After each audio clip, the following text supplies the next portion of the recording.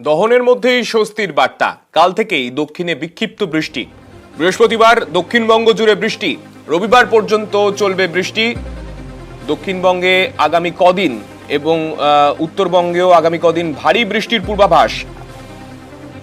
উত্তরবঙ্গের জেলাগুলিতে আগামী কদিন ভারী বৃষ্টির পূর্বাভাস। রবিবার পর্যন্ত দক্ষিণবঙ্গে বৃষ্টি চলবে। বৃহস্পতিবার দক্ষিণবঙ্গ জুড়ে বৃষ্টি চলার পূর্বাভাস।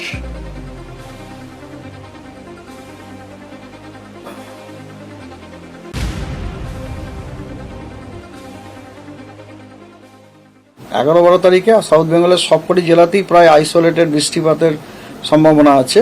আর নর্থ বেঙ্গলে উত্তরের 5টি জেলাতে হোয়াইট স্প্রেড রেনফলের সম্ভাবনা আছে। 13 তারিখে সাউথ বেঙ্গলের ওই একই অবস্থা, হাওড়া, হুগলি, কলকাতা এবং নর্থ 24 পরগনা বাদ দিয়ে বাকি সবকটি জেলাতে আইসোলেটেড রেনফল হওয়ার সম্ভাবনা আছে।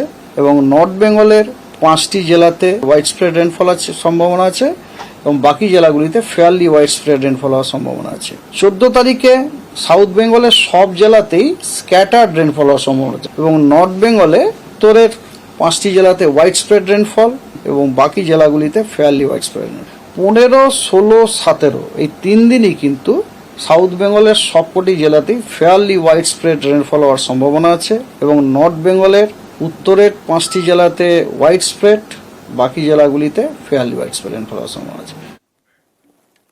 নদী থেকে বালি